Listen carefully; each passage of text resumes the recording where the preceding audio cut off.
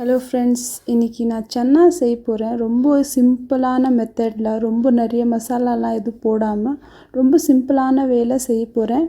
அதுக்கு நான் ஆல்ரெடி நைட்டே சன்னா ஊற வச்சுட்டேன் தண்ணியில்.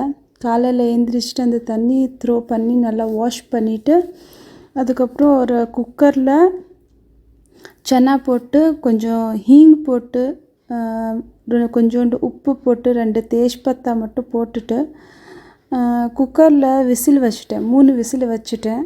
3 விசிலுக்கு அப்புறம் ஒரு கடாய் எடுத்துக்கிட்டேன். அந்த கடாயில் கொஞ்சோண்டு எண்ணெய் போட்டு, ஜீரகம் போட்டு, ஹீங் போட்டுட்டு, உங்களுக்கு வேணும்னா க்ரீன் சில்லி இந்த நேரத்தில் போட்டுக்கலாம். ஆனால் நான் போடலை. அதுக்கப்புறம் நான் ஆனியன் கொஞ்சம் போட்டுட்டு நல்லா ஃப்ரை பண்ணிக்கிட்டேன். அது ப்ரௌன் ஆகிற வரைக்கும் ஃப்ரை பண்ணணும்.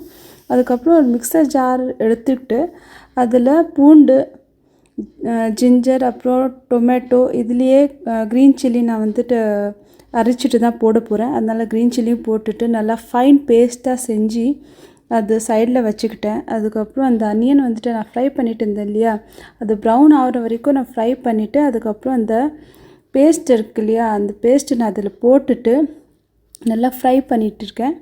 அதுக்கப்புறம் இதுலேயே மசாலா தான் போட போகிறேன். இப்போது என்ன மசாலா இப்போ போட போகிறேனோ அதுதான்.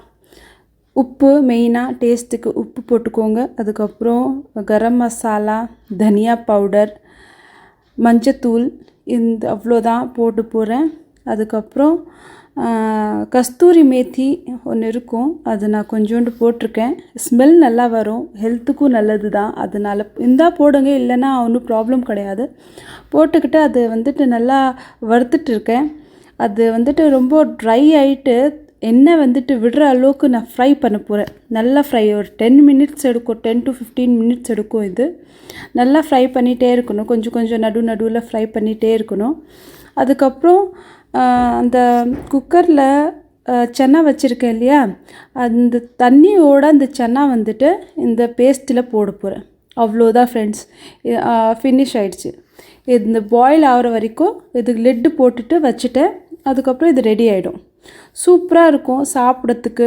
ஏன்னா இதில் நான் நிறைய மசாலா எதுவுமே போடலை, அதனால ரொம்ப சூப்பராக இருக்கும். ஒரிஜினல் டேஸ்ட்டு வரும், சூப்பராக இருக்கும். நீங்கள் ட்ரை பண்ணி பாருங்கள்.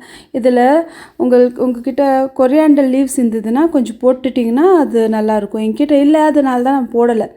என்னோடய ரெசிபி எல்லாமே ரொம்ப சிம்பிளாக பிகினர்ஸ்க்காக இருக்கும். அதனால் பிகினர்ஸோ இல்லை நீங்கள் எக்ஸ்பர்ட்டாக இருந்தாலும் இது செஞ்சு பாருங்கள், சூப்பராக இருக்கும். ஏன்னா இதில் நான் நிறைய திங்ஸ் எல்லாம் போடலை, நிறைய ப்ரொசீஜர்லாம் கிடையாது. ரொம்ப சிம்பிளான வேலை செய்கிறேன்.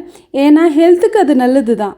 எப்படி உங்களுக்கு பிடிச்சிருக்கா இல்லையா செஞ்சு பாருங்கள், டேஸ்ட் பண்ணி பாருங்கள். அதுக்கப்புறம் கமெண்ட்ஸ் போடுங்க எப்படி இருக்குன்றது. தேங்க்ஸ் ஃபார் வாட்சிங்.